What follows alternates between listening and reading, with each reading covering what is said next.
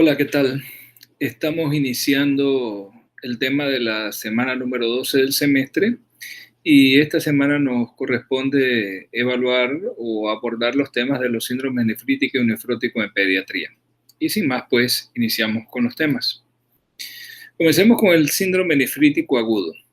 El síndrome nefrítico agudo es un síndrome caracterizado por hematuria, que habitualmente es macroscópica, edema e hipertensión arterial, y que se acompaña de grados variables de disminución de la tasa de filtración glomerular, y esto va a conllevar pues hiperazoemia, es decir, aumento de la creatinina y sobre todo el nitrógeno de urea y de la creatinina. Aquí vemos un niño con, disculpa, aquí vemos un niño con síndrome nefrítico agudo con edema. Este edema es importante, bipalpebral, por el acúmulo, la hipervolemia, el acúmulo de líquido. Ahora vamos a explicar la fisiopatología. Pueden tener hipertensión y la hematuria macroscópica que se ve en el síndrome nefrítico agudo es una hematuria oscura porque es una hematuria glomerular, no es hematuria baja. Así que por eso se ve de ese color oscuro. ¿Cuáles son las causas del síndrome nefrítico agudo? La mayor parte de los que vemos en pediatría van a ser postinfecciosos, y estos postinfecciosos con mucha frecuencia son debidos a antígenos bacterianos. El más frecuente en pediatría, pero por mucho, más del 90 y tanto por ciento de los casos, va a ser la glomerulonefritis aguda post-estreptocócica, es decir, secundaria a una infección por estreptococo beta-hemolítico del grupo A o estreptococo piógenes. También se ha visto en relación a neumococos, incluso a Staphylococcus aureus, a enterococo. También se ha visto asociado a tuberculosis, a sífilis, a lepra, a salmonelosis y a infecciones por Staphylococcus epidermidis. Sin embargo, son mucho menos frecuentes. La mayor cantidad de casos de glomerulonefritis aguda postinfecciosa en pediatría van a ser debidos a consecutivos a una infección por estreptococo beta hemolítico del grupo A. Incluso se puede ver en relación a antígenos virales, por ejemplo, relacionado a la infección por el virus de hepatitis B, varicela, sarampión, parotiditis, mononucleosis, citomegalovirus, VIH, etc. Por parásitos, se ha visto relacionado también a Toxoplasma gondii, a la infección que puede ser incluso asintomática por Toxoplasma gondii, pero los complejos antígeno-anticuerpos pueden desencadenar la glomerulonefritis aguda. Y por antígenos endógenos, por ejemplo, en el lupus eritematoso diseminado, tiroiditis, tiroiditis inmune, neoplasias, crioglobulinemia. También puede ser por antígenos del túbulo renal, y aquí ya tendríamos que entrar a patología renal propiamente dicha, como la glomerulonefritis membranosa. En la anemia falciforme puede haber una glomerulonefritis aguda, un síndrome nefrítico agudo por lesión a nivel tubular, trombosis de la vena renal, uropatía obstructiva, entre varias causas renales. Y las glomerulopatías primarias como la membranoproliferativa, la mesangial o la esclerosis segmentaria y focal, que también pueden cursar con síndrome nefrítico. Pero ya les digo, en pediatría el más frecuente es el postinfeccioso, el síndrome nefrítico agudo postinfeccioso, y está representado mucho más del 90% de los casos por la glomerulonefritis aguda post-estreptocócica. Entonces, la glomerulonefritis difusa aguda post-estreptocócica es la más frecuente en la edad pediátrica.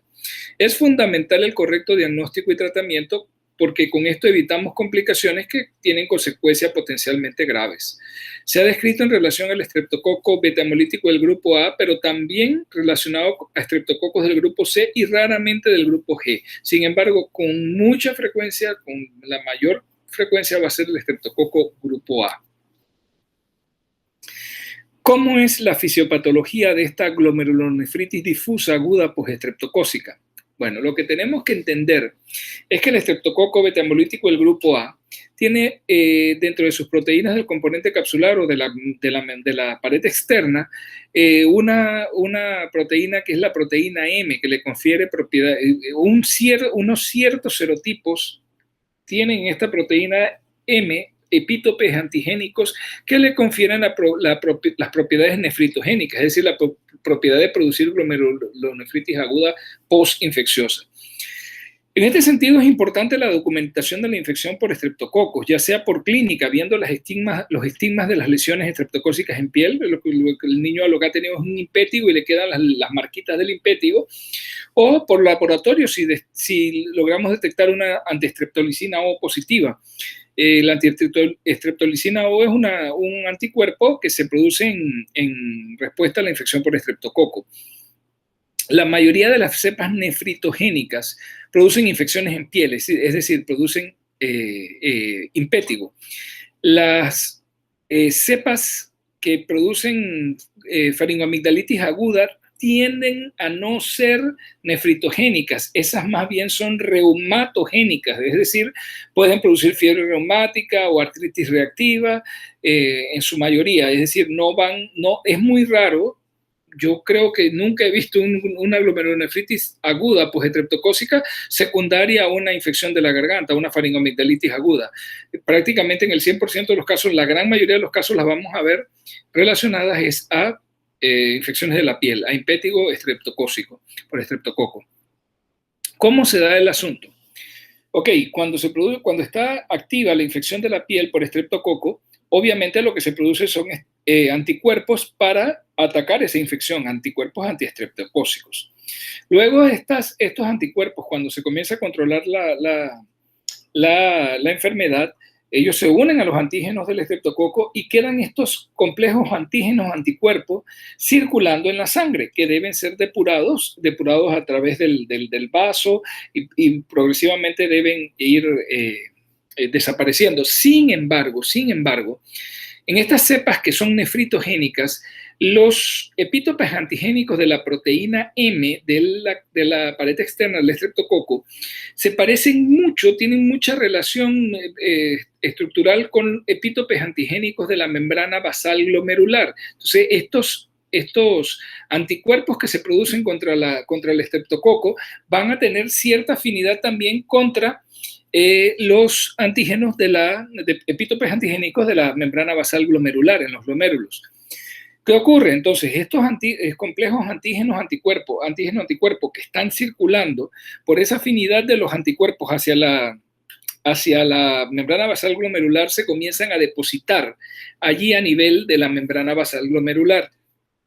Ese depósito de estos complejos antígenos-anticuerpos va a llevar a una activación inflamatoria inmunológica porque van a activar el complemento. Al activar el complemento se activa toda una serie de factores que causan inflamación. Hay factores quimiotácticos, es decir, van a traer células inflamatorias y se va a producir una serie de cambios inflamatorios ahí a nivel local en el glomérulo, en la membrana basal glomerular. Pero recuerden que la membrana basal glomerular es la membrana de intercambio, es la membrana de filtración. ¿Por qué? Porque recuerden que el glomérulo no es más que un capilar modificado y la membrana basal glomerular es la membrana de filtración que produce entonces ese ultrafiltrado que se produce en el glomérulo y que se atrapa entonces en la cápsula de Bowman y que es recogido y que se va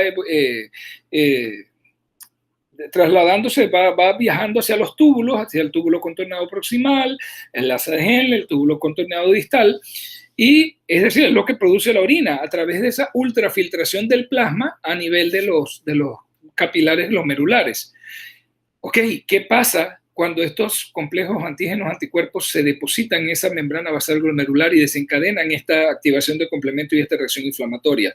Ok, esa membrana va a quedar edematosa, va a haber acúmulo de células y no va a poder filtrar, es decir, se bloquea la filtración glomerular, va a haber una caída de la tasa de filtración glomerular.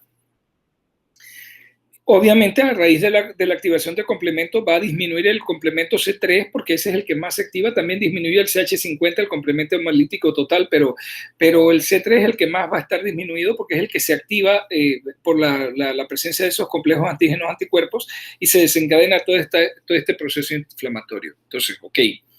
Tenemos una inflamación a nivel de la membrana basal glomerular, tenemos una inflamación en el glomérulo, se bloquea la tasa de filtración glomerular, comienza a caer progresivamente la tasa de filtración glomerular. Ustedes podrán intuir que a mayor cantidad de glomérulos afectados, mayor compromiso de la tasa de filtración glomerular. Si los glomérulos afectados son pocos, la afectación de la tasa de filtración glomerular no va a ser tan marcada, pero si los glomérulos que se afectan son muchos, va a haber una marcada afectación de la tasa de filtración glomerular. Obviamente no va a haber ese ultrafiltrado, va a disminuir la filtración y por lo tanto va a disminuir la producción de orina. Como hay tanta inflamación a los túbulos, lo que va a llegar es algo de sangre, glóbulos rojos incluso. Y esos glóbulos rojos cuando se van por el túbulo y llegan al asa de Henle, recuerden que en el asa de Henle hay una osmolaridad elevada y hay una hipertonicidad. ¿Y qué pasa con los glóbulos rojos cuando llegan a un sitio donde hay una osmolaridad elevada? Inmediatamente se van a hemolizar, es decir, van a pasar por un proceso de crenación porque el líquido va a salir del glóbulo rojo y el glóbulo rojo se va a romper.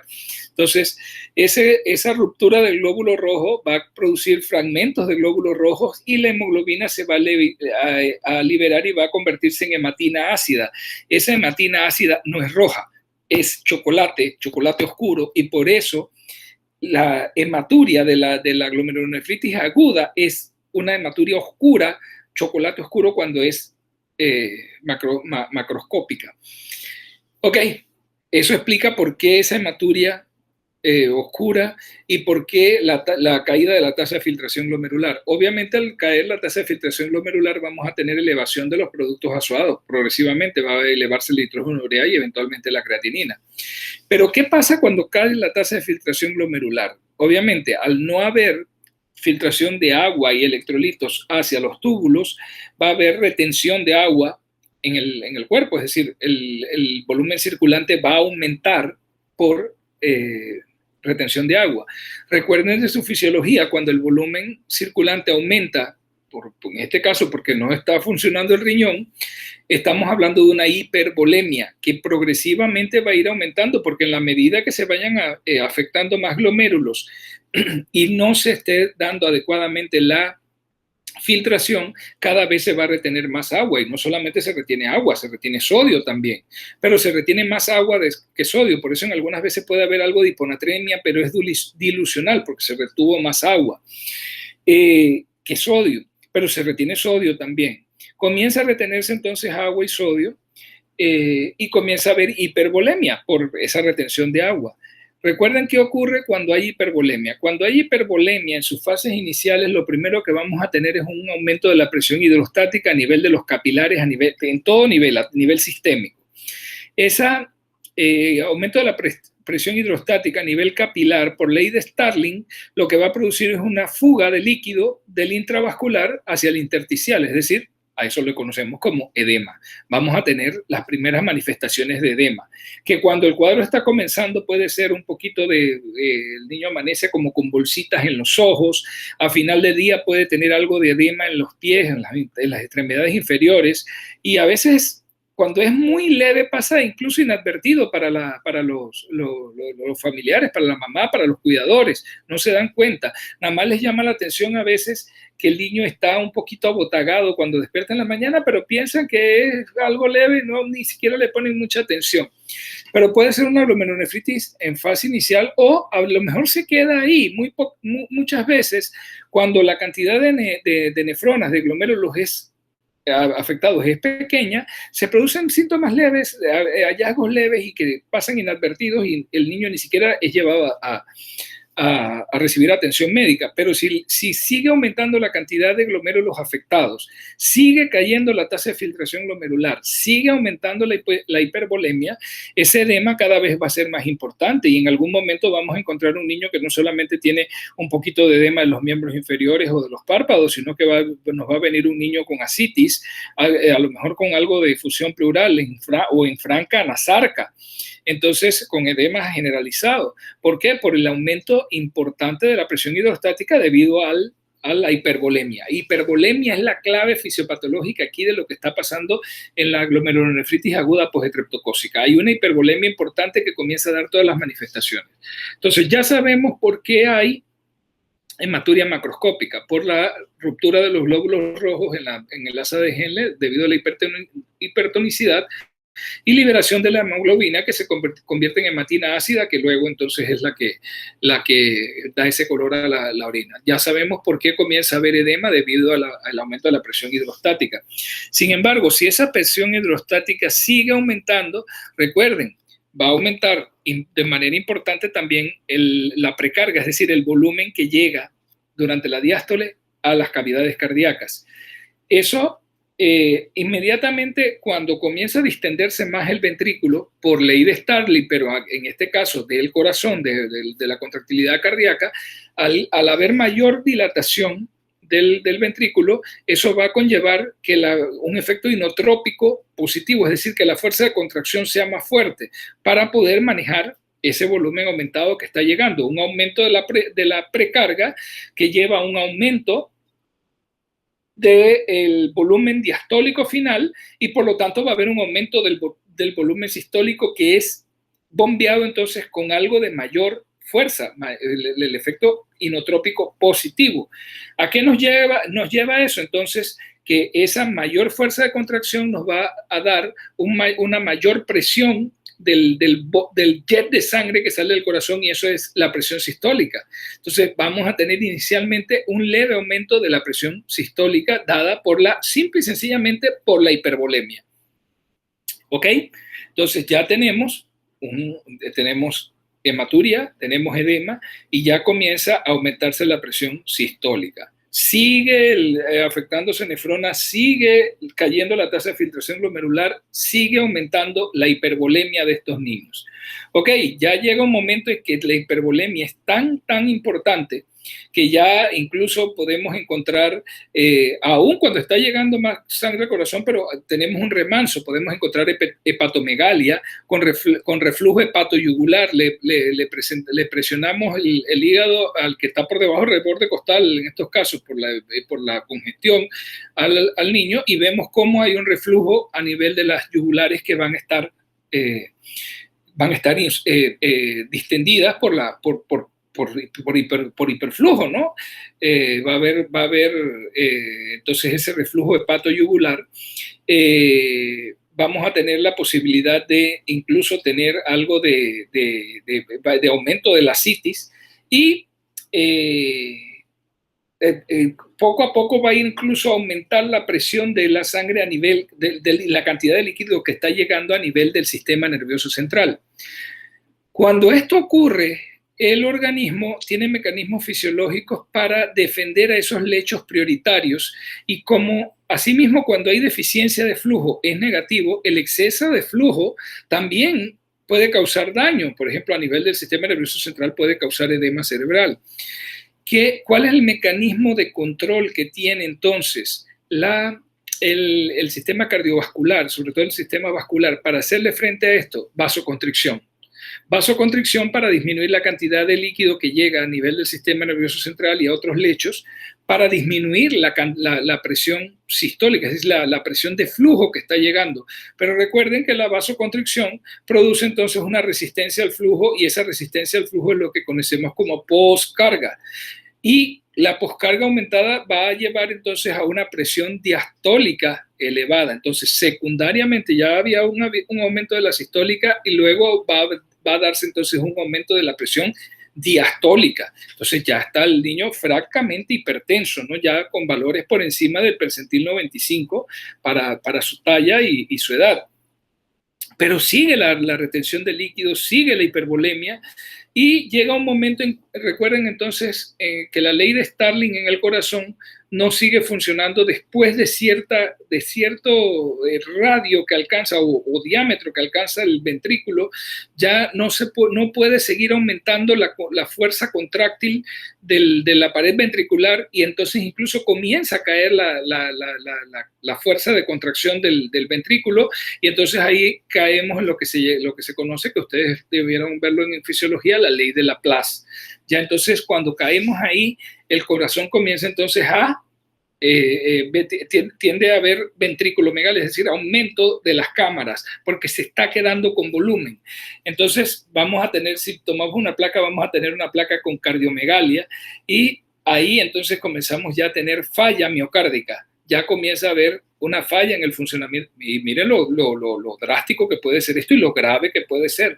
Hay una falla, puede haber una falla de bomba y a raíz de la falla de bomba y debido a la gran hipervolemia podríamos comenzar a tener, por ejemplo, estertores a nivel pulmonar indicando que hay algo ya de edema pulmonar agudo y si no actuamos, esto puede llevar incluso a la muerte. De ahí la importancia de detectar oportunamente este cuadro de glomerulonefritis aguda postestreptocócica para tratarlo. Pero si se dan cuenta, y yo les pregunto, ¿cuál es el factor fisiopatológico que está condicionando todos los hallazgos de la glomerulonefritis aguda postestreptocócica? Pues es la hipervolemia. ¿Y por qué se produce la hipervolemia? Por el bloqueo que hay a nivel de los glomérulos debido a la inflamación producida por estos complejos antígenos anticuerpos que se produjeron a raíz de la infección estreptocócica. Entonces recuerden, es una complicación post-estreptocócica, post-infecciosa, no supurativa, no es infecciosa, no hay presencia de bacterias vivas de estreptococo produciendo nada a nivel renal. Es una infección post-estreptocócica, post-infecciosa causada por complejos antígenos anticuerpos que tienen afinidad por la membrana basal glomerular y desencadenan una reacción inflamatoria aguda con consumo de complemento a ese nivel. Ahí está la clave, por lo tanto el problema aquí es hipervolemia y pare de contar. Entonces, debido a que hay casos muy leves con pocas manifestaciones y casos muy floridos, es muy difícil determinar cuál es la incidencia real de la glomerulonefritis difusa aguda postestreptocócica, porque hay muchos casos asintomáticos o con sintomatología muy leve que nunca vamos a captar. Entonces, solamente estamos captando quizás aquellos casos donde hay mayor afectación de glomérulos y que son los que llegan con edema, con hematuria macroscópica y con hipertensión a los hospitales para su manejo, ¿no? La edad de aparición, entre los 2 y los 12 años lo podemos ver. Sin embargo, la incidencia máxima está en la edad escolar, entre los 6 y los 8 años. Es excepcional en menores de 1 año y hay una clara predominancia de varones. Claro, quizás es porque el varón está más tiempo fuera, lo pican más los mosquitos, se rasca y pueden venir entonces las infecciones estreptocócicas de la piel y de ahí viene entonces la glomerulonefritis. Después de la infección estreptocócica hay un periodo de latencia de entre 7 a 21 días para que se produzcan entonces los datos de la glomerulonefritis. La infección generalmente, digo, ya se los expliqué, con mayor frecuencia en piel. ¿Qué quiere decir esto? Que muchas veces cuando vemos la glomerulonefritis ya no hay lesiones activas. Algunas veces sí, si el periodo de latencia es más corto, es entre 7 a 8 o 10 días, puede ser que veamos lesiones impetigizadas, lesiones impétigo activas, pero muchas veces vamos a encontrar que ya las lesiones están secas y lo que estamos viendo ya solamente es la glomerulonefritis postestreptocócica. Como les decía, inicia muchas veces con edema de párpados. Sin embargo, la hematuria macroscópica puede también ser el primer síntoma. La mamá se asusta porque el niño porque está orinando tan oscuro, parece como té puro o francamente chocolate como Coca-Cola, bien oscuro. Como les decía, entonces aquí la clave fisiopatológica es la hipervolemia por retención de agua y sodio que lleva entonces a edema, eventualmente va a llevar a hipertensión sistólica, luego a hipertensión diastólica y probablemente a una disfunción de bomba, una disfunción miocárdica secundaria pues a que no se tolera el gran volumen, la hipervolemia que tiene que manejar ese corazón. Entonces, sí hay afectación de la función renal. Quizás podríamos decir que la glomerulonefritis aguda postestreptocócica es la insuficiencia renal aguda moderada más frecuente de pediatría. Afortunadamente tiene un comportamiento benigno. va a tener un periodo de oligoanuria que no compromete generalmente la vida del niño. En la fase, pues si lo detectamos a tiempo y tratamos a tiempo. Porque el niño está orinando poco o no está orinando, recuerden que los glomérulos están afectados. La diálisis raramente es necesaria. Esto es benigno y se recupera. La evolución es autolimitada, la función se recupera sola. Nada más tenemos que tratar y disminuir esa hipervolemia mientras el niño, mientras se va recuperando esos glomérulos. Entonces, cuando el síndrome nefrítico, cuando la glomerulonefritis es pura, es decir, tenemos hipertensión, hematuria macroscópica, edema y presencia de hematuria pues, detectada macroscópicamente con la presencia de cilindros también hemáticos en el urinálisis, tiene el mismo valor, uno dice, bueno, que esto es un síndrome nefrítico, pero ojo, siempre el síndrome nefrítico, la glomerulonefritis aguda postestreptocócica va a tener algo de proteinuria, siempre se va a colar algo de proteína, pero va a ser mayor que el rango normal, es decir, va a estar en 10 o un poquito más de 10 miligramos por metro cuadrado por hora, que así se mide la proteinuria en pediatría, pero no va a estar en el rango nefrótico, es decir, no va a ser una proteinuria masiva. Ahora, más adelante vamos a aprender cuál es el rango nefrótico. Sin embargo, si la proteinuria, si hay hematuria, hipertensión y la proteinuria está en el rango nefrótico, es decir, está por encima, el rango nefrótico es mayor de 40 miligramos, mayor o igual a 40 miligramos por metro cuadrado por hora, si llegamos a ese rango y hay una combinación entonces del síndrome nefrítico, de la glomerulonefritis aguda con un síndrome nefrótico, eso plantea diagnósticos diferenciales complicados con otras glomerulopatías. Entonces, en esos casos, con más razón, el niño debe ser referido de urgencia y el pediatra que lo recibe va a pedir la evaluación por nefrología porque estos son casos complicados. Sin embargo, si es puro, si nada más está la hematuria, el edema, la hipertensión, algo de proteinuria, pero leve, no en el rango nefrótico, también el niño debe ser referido al hospital para manejo de la fase aguda de la glomerulonefritis, pero él lo va a manejar el pediatra, ni siquiera se le va a pedir consulta a nefrología porque este es un cuadro, como les decía, benigno y autolimitado, aunque cuando hay hematuria macroscópica, edema e hipertensión, debe ser referido al hospital para su tratamiento. Entonces, ya les decía, el curso es benigno. En un lapso aproximado de 2 semanas se normaliza la diuresis, disminuye y desaparece el edema y se normaliza la presión arterial. También disminuye la hematuria. Prácticamente ya no se ve macroscópica, a las 2 semanas o 3 semanas puede ya ser microscópica. Son signos de alarma la persistencia de hematuria macroscópica por más de un mes. Fíjese, si la hematuria macroscópica persiste por más de un mes, ya es un signo de alarma. Debemos verlo con el nefrólogo pediatra o la nefróloga pediatra. Si la hipertensión arterial se mantiene por más de 2 semanas, ese es otro signo de alarma, también igual, lo mismo. Y si la caída de la tasa de filtración glomerular con retención azoada dura más de 10 días, normalmente dura una semana, un poquito menos de una semana, pero si dura 10 días, ya es un signo de alarma. Entonces, estos 3 factores hay que tenerlos presentes. Generalmente no los van a ver ustedes, lo va a ver el hospital y esto va a estar en manos del pediatra y si no hay la evolución que uno espera, que es que esto no se dé, lo vamos a ver en conjunto con el nefrólogo, porque ya planteamos diagnósticos diferenciales con otras glomerulopatías. Sin embargo, en la gran mayoría, como les decía, en la extensa mayoría el curso es benigno y el niño va a evolucionar bien y antes de 2 semanas le estamos dando salida del hospital. Entonces, ¿cuáles son los laboratorios que mandamos? Obviamente es importante el urinálisis. La hematuria macroscópica y la presencia de cilindros hemáticos documentan el origen glomerular de la hematuria. Entonces, tiene que ser una hematuria macroscópica de color oscuro o la presencia de cilindros hemáticos en el urinálisis que documenta el origen glomerular de esa hematuria. La presencia de glóbulos rojos dismórficos, es decir, crenados, tiene el mismo valor que los cilindros hemáticos. ¿Por qué? Porque quiere decir que esos glóbulos rojos estaban a nivel glomerular, pasaron por el asa de Henle y se hemolizaron.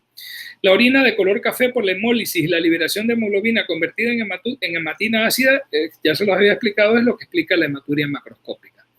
Entonces, la proteinuria, sí tienen algo de proteinuria los síndromes nefríticos, pero la proteinuria es es mayor, la proteinuria normal es hasta 10 miligramos por metro cuadrado por hora.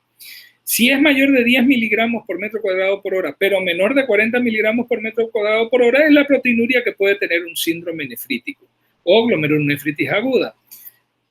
Ojo cuando ya hay una proteinuria de mayor o igual a 40 miligramos por metro cuadrado por hora, porque ese es el rango, lo que se conoce como el rango nefrótico. Cualquier proteinuria mayor o igual a 40 metros cuadrados por hora está en rango nefrótico. Entonces, un paciente que tiene hematuria, edema, e hipertensión y además tiene proteinuria masiva mayor o igual a 40 miligramos por metro cuadrado por hora, tiene que ser visto por el nefrólogo, porque ahí hay que plantear diagnósticos diferenciales importantes. ¿Qué otros exámenes mandamos? Importantes, los parámetros de función glomerular, la creatinina y nitrógeno de urea van a estar moderadamente afectados. Podría haber hiponatremia, pero no es porque haya déficit de sodio, todo lo contrario, es hiponatremia dilucional. Ese niño está reteniendo sodio, pero retiene más agua que sodio, por lo tanto el sodio se diluye, pero no es que está hiponatrémico, es dilucional nada más, él tiene más, está reteniendo sodio. En algunos casos hipercalemia por la insuficiencia renal moderada, puede haber hipocalcemia e incluso a veces se puede documentar acidosis metabólica. No es tan frecuente, pero puede ser. Entonces, aquí para explicarle cómo se hace esto de la proteinuria. Normalmente tomamos muestra de orina de 24 horas o se puede hacer toma nocturna de 12 horas. Le pedimos al laboratorio que nos mida la cantidad total, el volumen total y la cantidad de proteínas que hay la concentración de proteínas que hay en esa muestra de 12 horas, digamos que es de 12 horas, ¿no? La de toma nocturna. Entonces, el laboratorio nos va a dar una cantidad una concentración de proteínas en miligramos por litro o por decilitro y un volumen total de orina en ese momento, que va a ser poco porque están orinando poco debido al bloqueo glomerular.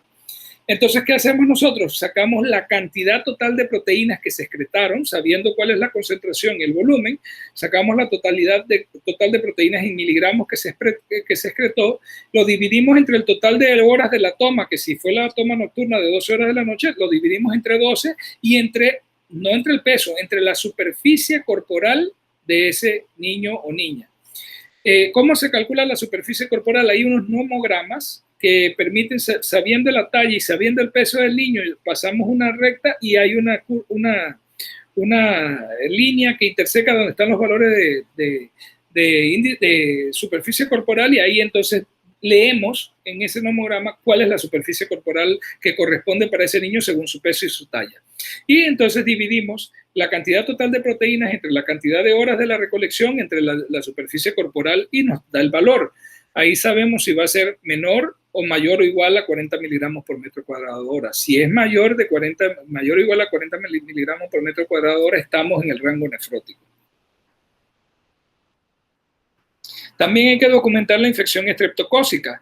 Ya les había dicho, puede ser que veamos todavía lesiones activas o si hay alguna lesión que tiene pus, podemos cultivar y ver si es estreptococo, nada más para documentarlo, pero si ya no hay lesiones activas, podemos mandar el ASTO, la antiestreptolicina O, que es un buen indicador de que hubo una infección estreptocócica. También se manda el C3 y el CH50, pero el más importante es el C3 porque van a estar disminuidos, es una hipocomplementemia y debe retornar a valores normales entre la cuarta y la octava semana. La persistencia del complemento C3 disminuido más allá de las 8 semanas es una señal de alerta, es una señal de que el problema inflamatorio está persistente a nivel del glomérulo. Entonces, es sumamente importante documentar la elevación, o sea, la normalización de los niveles de C3. La hematuria macroscópica suele desaparecer a partir de la segunda semana y no debe sobrepasar el mes. Recuerde que es una señal de alarma una hematuria macroscópica que dura más de un mes. La hematuria microscópica sí puede demorar y está documentado en los diferentes libros y artículos que hasta 18 meses. Sin embargo, la experiencia nuestra acá que tuvimos bastante, por mucho tiempo hacíamos la vigilancia a los niños que salían del hospital con diagnóstico de glomerulonefritis y los citábamos por algún tiempo para verificar que realmente mejoraban. Y a los 6-7 meses la mayoría ya han aclarado esa hematuria, incluso la microscópica. La macroscópica, muy raro que llegara a las 2 semanas, y la microscópica ya a los 6-7 meses ya no tenían la hematuria microscópica. Pero la literatura dice que hasta los 18 meses es aceptable ver algo de hematuria microscópica. Entonces, ¿cuál es la evolución? Bueno, aquí está. La hematuria microscópica puede durar hasta 18 meses. La proteinuria disminuye durante las primeras semanas, reduciéndose a trazas o sea, cuando uno le hace el urinálisis, la madre le reportan trazas de proteína entre la 4ª y 6ª semana. Y la función renal y la presión arterial se normalizan alrededor de la 2ª semana. Es lo esperado. Así debe ser la evolución benigna. Si no ocurre eso, si la oliguria se prolonga o agrava después de la 1ª o 2ª semana, si la hipertensión arterial supera las primeras 3 o 4 semanas, si hay proteinuria masiva que se prolonga o agrava, es decir, en el rango nefrótico, si la hematuria macroscópica supera la 8ª semana y los niveles de complementos bajos se mantienen bajos después de la 8ª semana, ya hay que conversar con el nefrólogo porque muy probablemente ese niño haya que hacerle biopsia renal, y esto no era una glomerulonefritis aguda posinfecciosa típica. Este niño tiene algo a nivel glomerular y hay que diagnosticarlo. Pero la gran mayoría, como les decía, van a ser glomerulonefritis aguda postestreptocócica. El diagnóstico es bastante sencillo, como se dan cuenta, un urinálisis, tomarle la presión al paciente, ver esa hematuria, ver el edema, y iniciamos el tratamiento. ¿En qué consiste el tratamiento? El tratamiento es reposo en cama hasta que desaparezca el edema, desaparezca la hematuria macroscópica y desaparezca la hipertensión arterial. Es decir, este niño debe estar en cama. Solamente debe pararse para ir al baño, para bañarse y todo, y regresar a cama. No debe estar jugando, corriendo ni nada. Hasta que no ceda, normalice la presión arterial, desaparezca la hematuria macroscópica y desaparezca el edema, haya mejoría del edema. Luego que hay toda esa desaparición, que como les dije, en la mayoría de los casos no va a llegar a las 2 semanas, ya a los 10 días comienza a mejorar esto, debemos tener otros 10 días de reposo relativo. Ya no es que tiene que estar acostado el niño, puede estar en casa, puede estar haciendo algunas cosas, pero no puede estar haciendo ejercicio fuerte ni nada, tiene que estar bastante tranquilo. Después de los primeros 10 días, que es cuando mejora todos los parámetros, los otros 10 días de reposo relativo son alrededor de 20 días, alrededor de 3 semanas. Después de esas 3 semanas debemos procurar un retorno progresivo a la actividad normal. Y no va a haber ningún problema, ya les digo, esto es benigno y los niños evolucionan muy bien. Sumamente importante que mientras los niños están en la fase aguda, la dieta debe ser hiposódica, con casi nada de sal, porque ellos están reteniendo sal. Entonces hay que hacer una restricción de sodio y hay que hacer una restricción hídrica.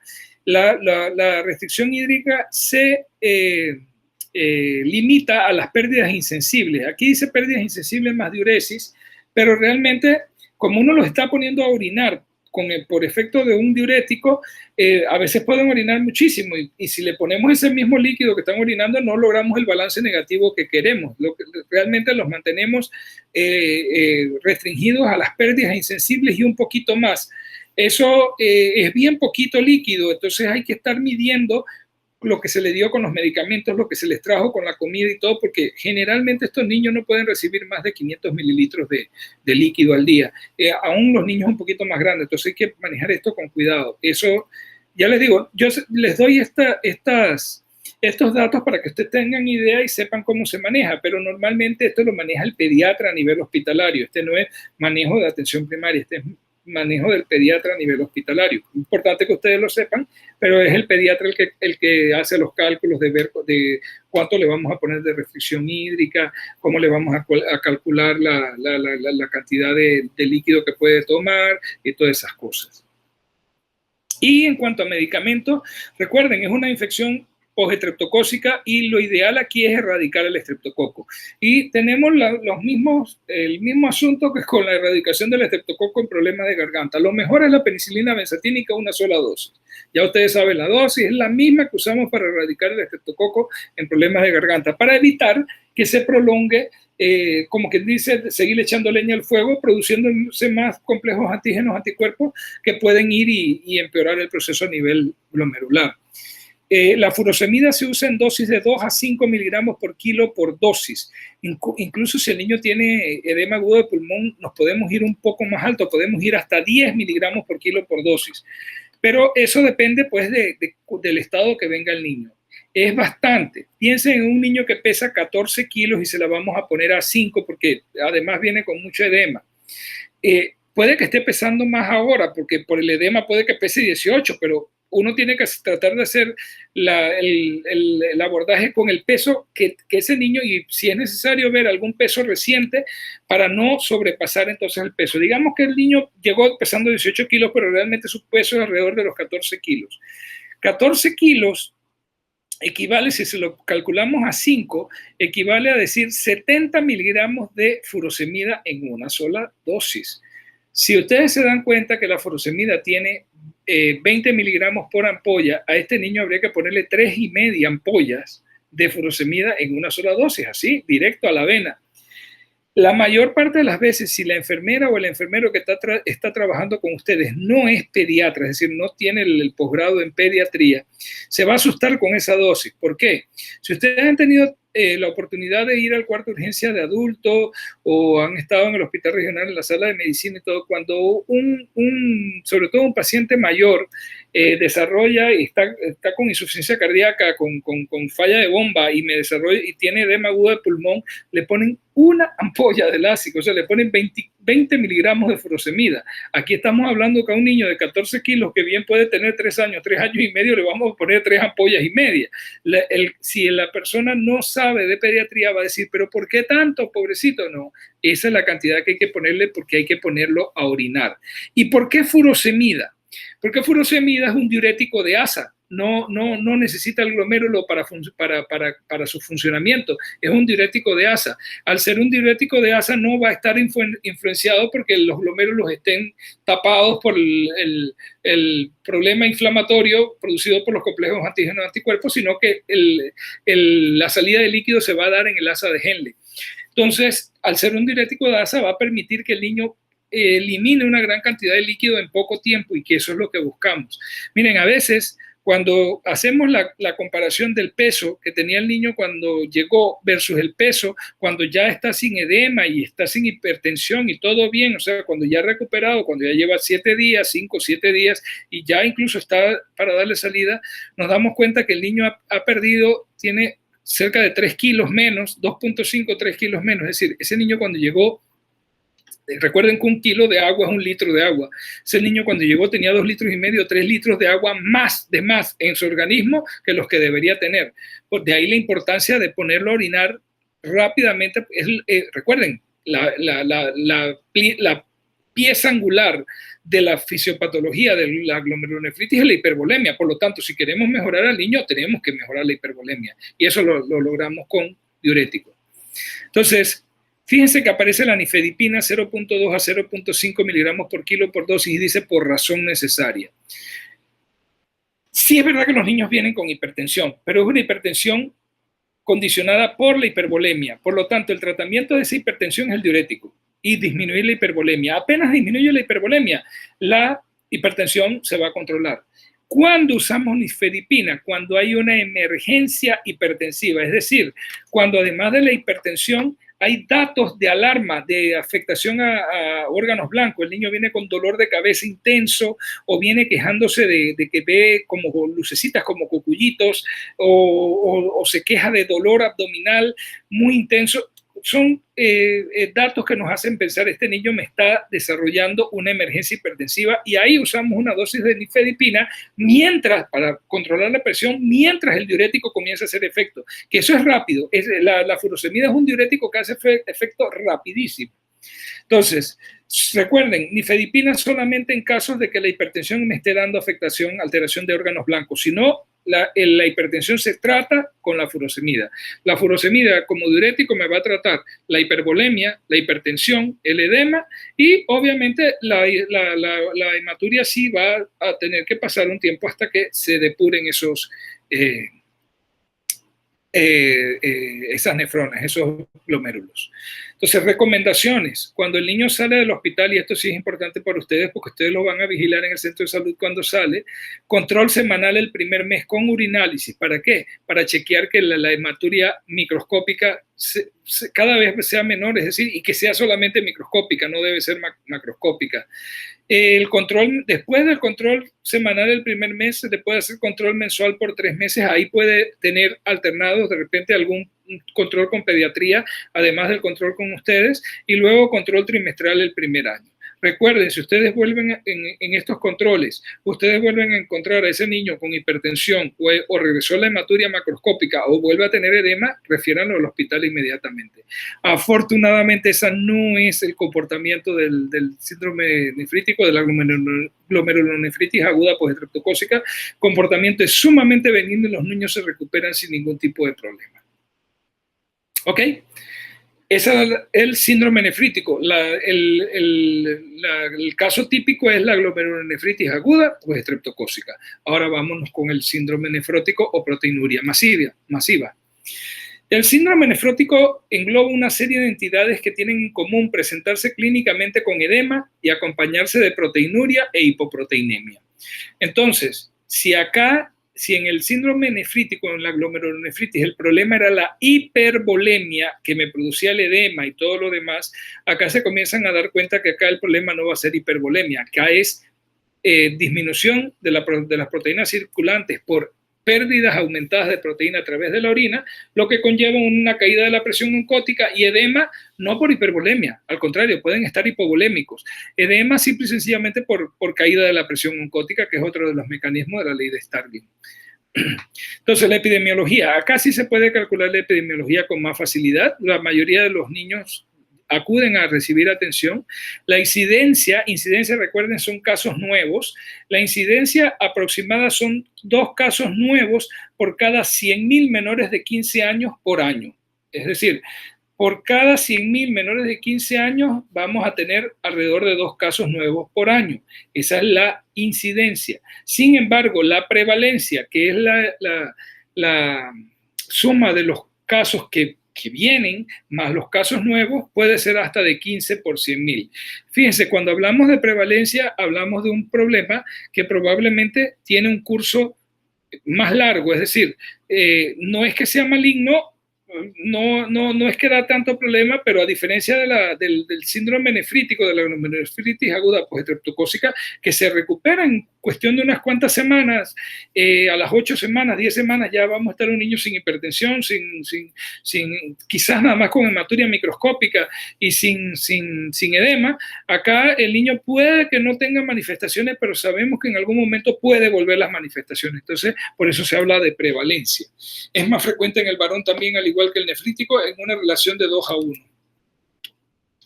¿Cómo se define el síndrome nefrótico? Por la aparición de proteinuria masiva mayor o igual a 40 miligramos por metro cuadrado por hora, que es el conocido como rango nefrótico. Con un descenso importante de la albúmina, porque lo que más se pierde es albúmina en esas proteínas por orina, y vamos a encontrar una albúmina menor de 2.5 gramos por litro. ¿Cuál es el mecanismo por el cual se pierde albúmina aquí? No está bien descrito. Lo más frecuente en pediatría es el síndrome nefrótico primario, que de causa desconocida, pero se sabe, también se le llama la enfermedad de cambios mínimos, porque en la microscopía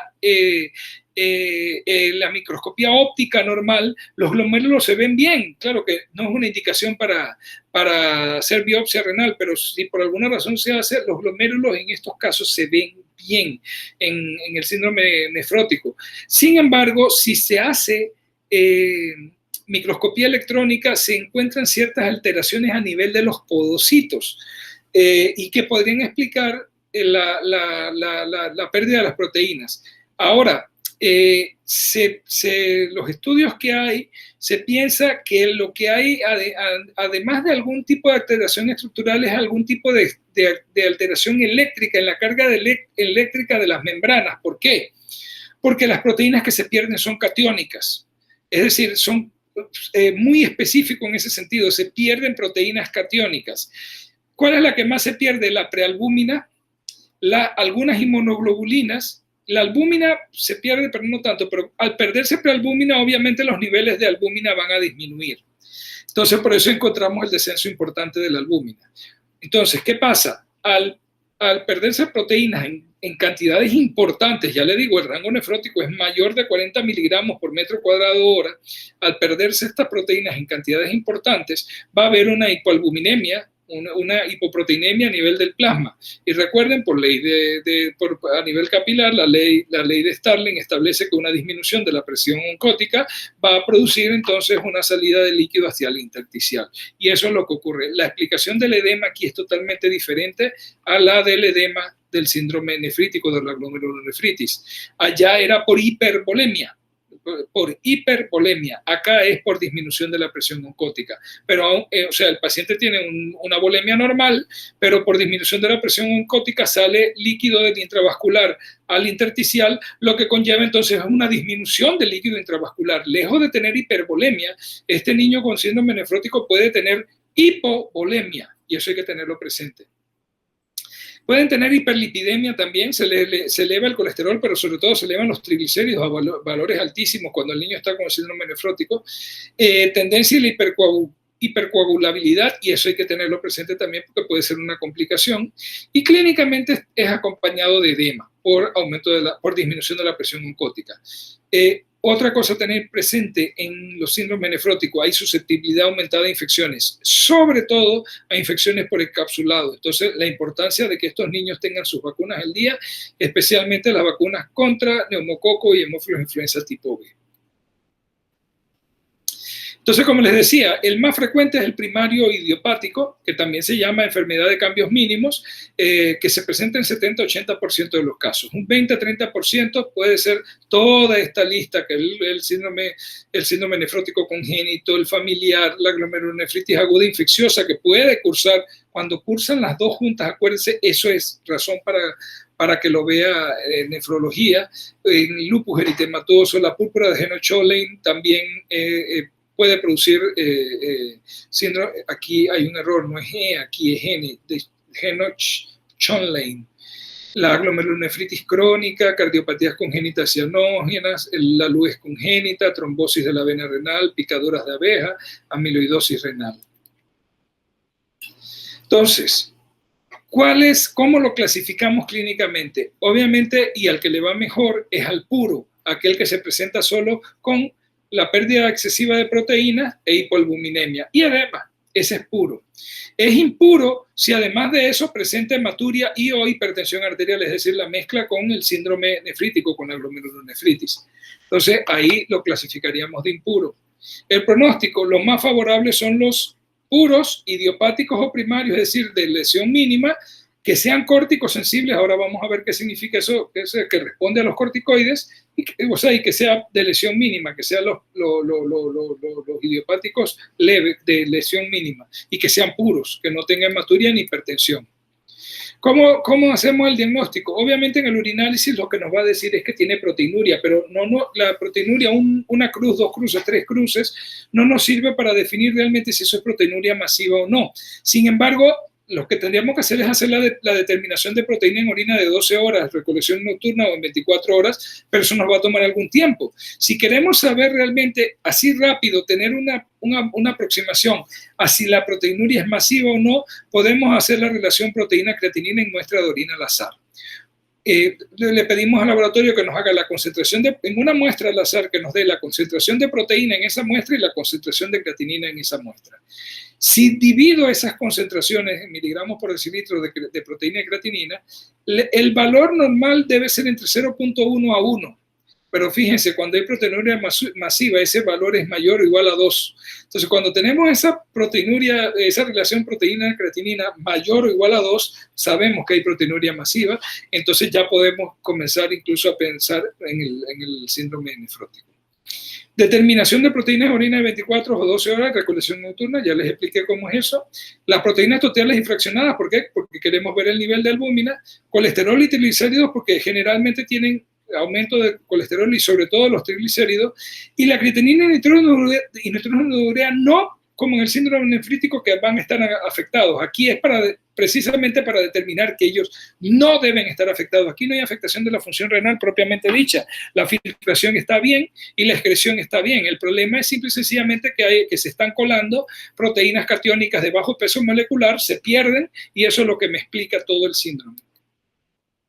Entonces, ¿cuál es el tratamiento del síndrome nefrótico? Tratamiento del síndrome, tanto el síndrome nefrítico con edema, hipertensión y hematuria macroscópica, como el síndrome nefrótico, cuando usted lo sospecha, deben referirlo al hospital. Aquí el tratamiento se va a hacer en el hospital por el pediatra, tanto en uno como en el otro. Normalmente cuando tenemos los síndromes nefróticos en el hospital, ya los verificamos, el tratamiento es con prednisona a 60 miligramos por metro cuadrado día o dosis equivalente serían 2 miligramos por kilo por día, que se da generalmente en una sola dosis por la mañana y se le da por un mes. Y luego 40 miligramos por metro cuadrado o 1 miligramo por kilo día, en algunos libros dice 1.5 miligramos por kilo día, en días alternos por otro mes, por otras 4 semanas. Días alternos se le puede dar los lunes, los miércoles y los viernes, no se le da los martes, los jueves y tampoco sábado y domingo, se le da 3 días a la semana. Eso es por un mes, es como el tratamiento ya de mantenimiento. O sea, un mes con este, un mes con el otro. Ambas dosis son altísimas. Por lo tanto, cuando terminamos este mes, no podemos quitar la prednisona así ya y la quitamos y la quitamos. Tenemos que ir bajándola poco a poco. Nos va a tomar como 2 semanas más bajar esa, se la vamos bajando alrededor de 0.5 miligramos por día hasta que ya podemos ir bajando y vamos quedando, ya les digo, en cuestión de 2 semanas uno puede hacer la bajada de esa prednisona para quitarla, a veces un poquito más, hasta 3 semanas.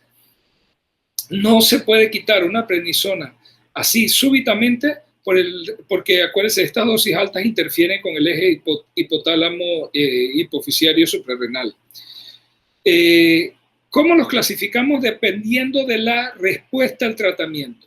Es córtico sensible si responde en las primeras 4 semanas de tratamiento con esta dosis. Es córtico sensible. De esos córticos sensibles, hay algunos que les llamamos respondedores iniciales porque tienen una buena respuesta en 7 a 10 días. En la primera semana, en los primeros 10 días, me responden, se va el edema y mejoran. Pero también pueden ser córticos sensibles, pero respondedores tardíos. Responden en las últimas semanas, en la tercera o en la 4ª semana, pero respondieron a los corticoides. Esos son los córticos sensibles, que pueden ser respondedores tempranos, iniciales, o respondedores tardíos. También tenemos los córticos resistentes. Esos no responden al tratamiento con corticoides. Entonces hay que buscar otras causas, hay que hacer la consulta a nefrología. Muchas veces en estos casos ellos inician inmunosupresores, inician con ciclosporina o con otros inmunosupresores. Y ahí se abre la discusión, pues, a hablar con el nefrólogo. Fíjese, aunque se dice que el primario es de causa desconocida, el que llamamos de lesión mínima, de cambios mínimos, es de causa desconocida, pero tiene que haber algún factor inflamatorio en el asunto porque responde muchos de ellos a los corticoides y cuando no nos responde, la gran mayoría por suerte, y cuando no nos responde a los corticoides usamos inmunosupresores, entonces hay algún factor inmunoinflamatorio de fondo en el síndrome nefrótico. Le llamamos córtico-dependientes aquellos que responden, pero que a medida que vamos disminuyendo las dosis, recaen. Esos son córtico-dependientes. Y también podemos tener algunos que son sensibles, no son dependientes, les quité el tratamiento y se mantuvieron bien, pero recaen con frecuencia. Recaídas frecuentes son la presencia de 2 o más recaídas en los 6 meses siguientes al tratamiento. Por eso a estos niños también el pediatra les da seguimiento para ver. Y donde hay recaídas, y sobre todo si hay recaídas frecuentes, también se consulta con el nefrólogo, porque entonces probablemente requiramos tratamiento de segunda línea.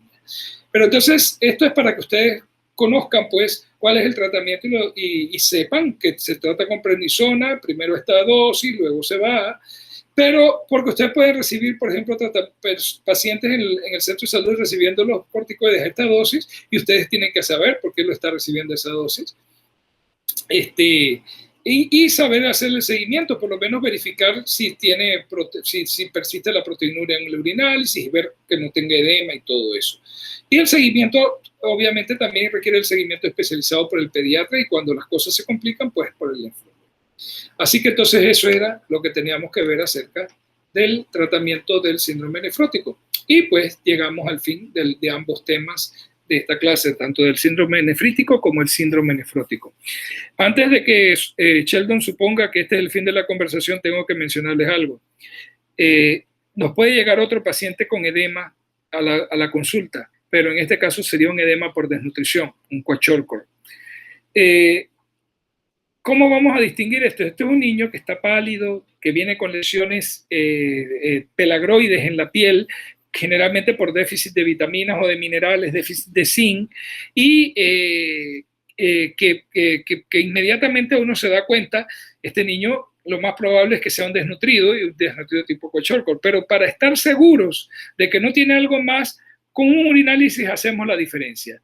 Si ese urinálisis está normal, es decir, no tiene proteinuria y no tiene hematuria, ese niño no tiene ni hipertensión ni nada, ese urinálisis está bien, el niño por lo demás está bien, ese es un niño con kwashiorkor. Ahí, por favor, no se les ocurra tampoco ponerle diuréticos, porque ese edema es muy similar a lo que pasa en el síndrome nefrótico. Ellos tienen edema es por disminución de la presión oncótica. El kwashiorkor lo que tiene es una severa depresión de proteínas a nivel, y por eso el edema, a nivel sistémico. Entonces ese niño lo que requiere es manejo nutricional, pero recuerden, el kwashiorkor es una desnutrición grave. Cualquier niño con kwashiorkor debe ser referido urgentemente al hospital para manejo de la desnutrición a nivel hospitalario en la primera fase. Entonces, ese sería un niño con edema, con un urinálisis normal y sin hipertensión, sin nada más. Lo único es que el edema sería por la hipoproteinemia. El síndrome nefrótico sería edema con hipoproteinemia, pero también con proteinuria masiva. Y el síndrome nefrítico tendríamos que tener el edema, la hipertensión, la hematuria macroscópica, y en el urinálisis vamos a confirmar la hematuria, los cilindros hemáticos y todo lo demás. Claro, ahí va a haber también alteración de la función renal, que no la tiene ni el nefrótico ni el kwashiorkor, y además de eso, pues, el complemento disminuido, pero esos exámenes se van a hacer después. Entonces, ¿cuál es el único edema al que le pongo furosemida? Al del síndrome nefrítico, a la glomerulonefritis aguda postinfecciosa.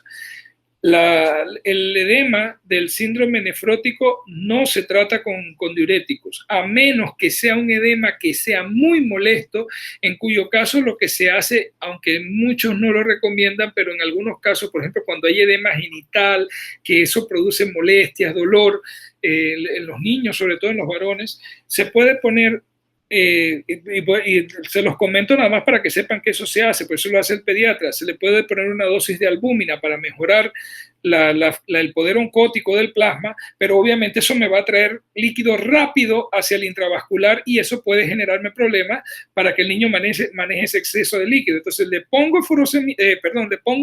albúmina por sal, y además, después de la albúmina, le paso una pequeña dosis a 1 miligramo por kilo, ahí sí no tiene que ser muy alta, de furosemida, para que orine el exceso de líquido que reabsorbió a partir de los edemas. Entonces, eso ahí se puede, pero no es el tratamiento de rutina, y debe ser así con albúmina. Otra cosa, miren que no mencioné hipertensión en el paciente con síndrome nefrótico. Es que el paciente con síndrome nefrótico puede estar más bien hipovolémico, no está hipervolémico, no va a tener hipotensión por ese lado, hipertensión, perdón, por ese lado. Pero recuerden, si este niño ya lleva bastante tiempo con esto, con la hipovolemia por el edema, y es una hipovolemia sostenida, recuerden que puede haber activación del sistema renina-angiotensina-aldosterona en el sistema yuxtaglomerular y en el aparato yuxtaglomerular, y eso puede llevar a aumentarme la presión. Y podría haber en algunos casos, no es frecuente, podría haber en algunos casos de síndrome nefrótico por activación del sistema renina-angiotensina-aldosterona algo de hipertensión. En esos casos, el pediatra, eso lo hace el pediatra, va a tomar la decisión de si es necesario. Puedes dar tratamiento con un inhibidor de la enzima convertasa, generalmente se usa enalapril o captopril, y con eso generalmente se controla esa hipertensión que es temporal, pero no es frecuente, no es frecuente la hipertensión en el paciente con síndrome nefrótico. Y ahora sí, entonces este sí es el fin. Nos vemos el jueves entonces en la sesión sincrónica de la semana. Hasta luego.